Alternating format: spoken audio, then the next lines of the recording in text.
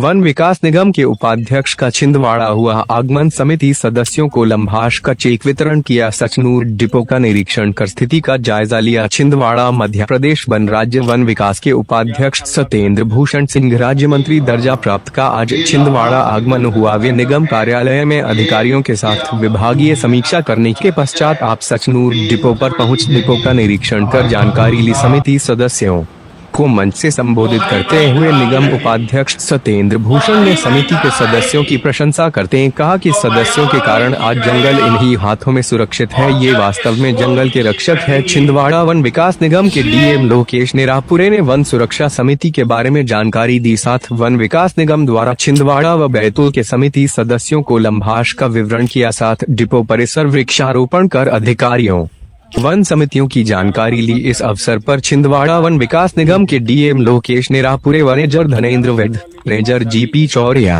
दीपक डेरिया सहित अधिकारी व कर्मचारी साथ ही बड़ी संख्या में समिति के सदस्य उपस्थित थे। ये लाभांश वितरण का जो कार्यक्रम है ये आप सब लोगों की मेहनत का नतीजा है, क्योंकि सबसे बड़ी चीज है कि हमारे पास जो स्टाफ है वो बहुत लिमिटेड है, बहुत कम संख्या में होता है। हम लोग कहीं ना कहीं जंगल की सुरक्षा के लिए हमारे जो समिति के सदस्य होते हैं, हमारे ग्रामवासी होते हैं, उन पे बहुत ज़्यादा हम लोग आश्रित रहते हैं।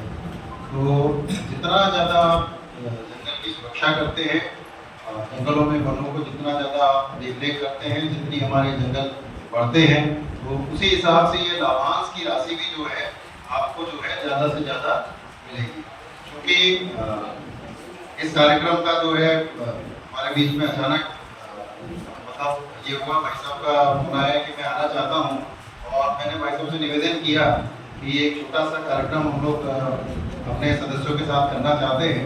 तो उन्होंने सहर्ष स्वीकार किया, क्योंकि हमारे उपाध्यक्ष महोदय बहुत लंबे समय तक छिंदवाड़ा में निवासरत रहे और आप ही लोगों के बीच में उन्होंने कार्य किया है समाज सेवा का।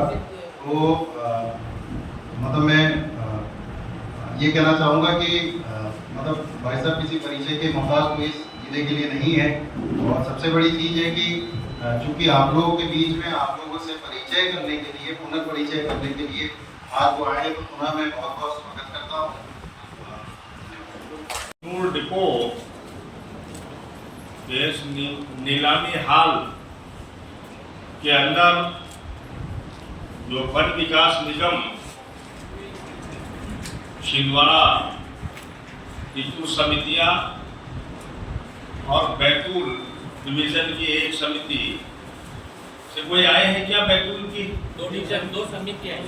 दो समितियां कौन कौन है? जरा बैतूल से अध्यक्ष आप हैं, क्या नाम है? एक समिति, दूसरी समिति का कोई अध्यक्ष? दो समिति। और छिंदवाड़ा की जो समिति के अध्यक्ष आए हैं कितना? 1 2 3 4 समितियां। तो 2 डिवीजन छिंदवाड़ा और बैतूल की कुछ समितियों का लाभांश वितरण का कार्यक्रम रखा है।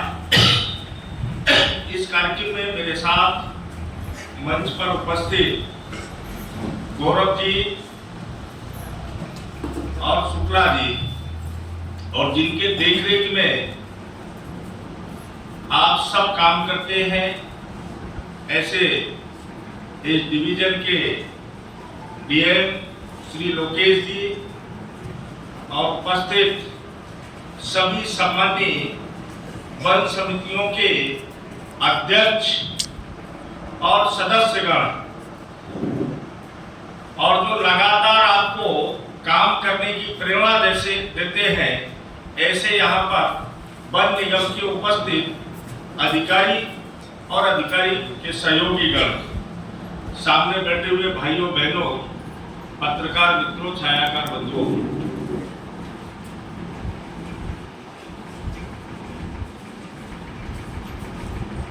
जिस प्रकार से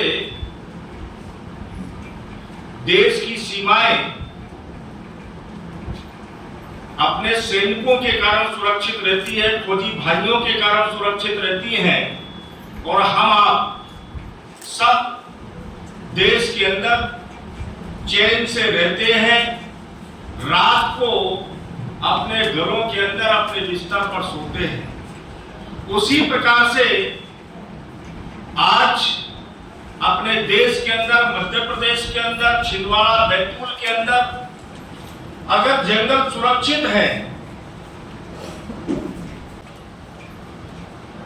तो हरी भरी धरा भी रहेगी, और हरी भरी धरा रहेगी तो पर्यावरण भी ठीक रहेगा और जल के स्रोत भी ठीक रहेंगे।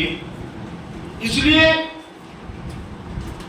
जितना वृक्षारोपण आवश्यक है उससे कहीं ज्यादा आवश्यक है जितने वृक्ष लगते हैं वो वृक्ष वास्तव में धीरे धीरे बड़े हो रहे हैं कि नहीं हो रहे। मैं कई बार देखता हूं कि कई सामाजिक संगठन, राजनीतिक दल, स्वयंसेवी संगठन वृक्षारोपण का संकल्प लेते हैं, अभियान चलाते हैं, वृक्षारोपण के कार्यक्रम भी संपन्न करते हैं और फोटो खूब खींचती है और फोटो सोशल मीडिया में डल जाती है। लेकिन बाद में क्या कभी उसे वृक्ष जहां पर हमने लगाया था उसको देखने जाते हैं क्या कि वो पौधा हमने लगाया था वो लगा है कि नहीं लगा? वो पौधा जीवित रहेगा तो उसमें पानी की क्या व्यवस्था, पानी डल रहा है कि नहीं डल रहा? पशुओं से और ये जो बकरी वगैरह रहते हैं इससे बचने के लिए उसके लिए क्या टी गार्ड की व्यवस्था है क्या?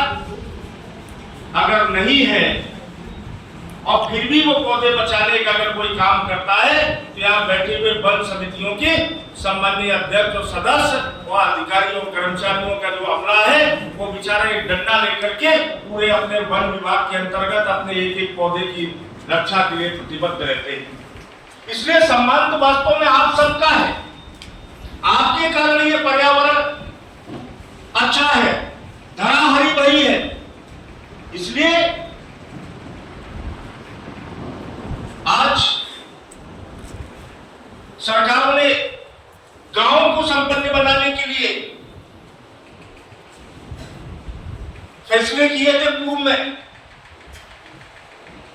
कि जो राजस्व की आमदनी होगी उस आमदनी से समितियों को कैसे हम संपन्न बनाए, उनका जीने का जो स्तर है उसको हम कैसे अच्छा करें, ऊंचा करें।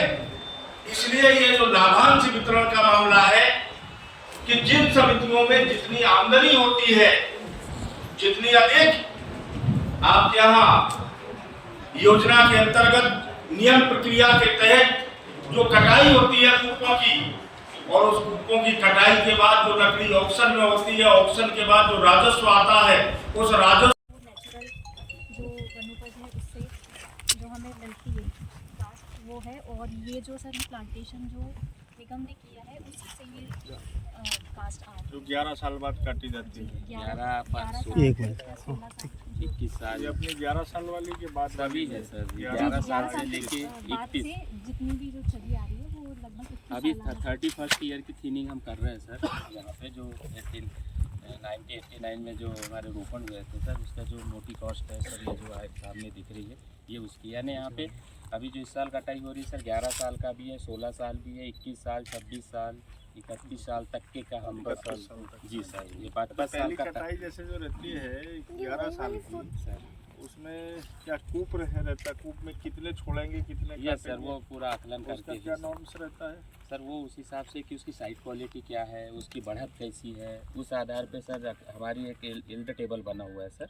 उस आधार पे हमें कितना छोड़ना है, कितना रोकना है, उसकी गर्थ और उसकी हाइट को देखते हुए सर उस प्लांटेशन का हम आकलन करते हैं। और उसके बाद में फिर उसके बीच में हम उसकी क्रॉप ऐसी निकालते हैं सर कि हम भविष्य की यील्ड को देखते हुए अभी की क्रॉप निकालते हैं, अच्छे ग्रोथ वाले अच्छे को रखते हैं सर। और जो डेंडाइन डिसीज जो मृत हो रहे हैं उनको निकालते चलते हैं। तो ऐसा हर 5-5 साल में हम करते जाते हैं सर। हमारा ये रहता है कि जब हम आखिरी 60 साल में जब हम फाइनल इसकी कटाई करेंगे तो तो हमको एक अच्छी क्रॉप के रूप में कुछ वनोपज मिले सर।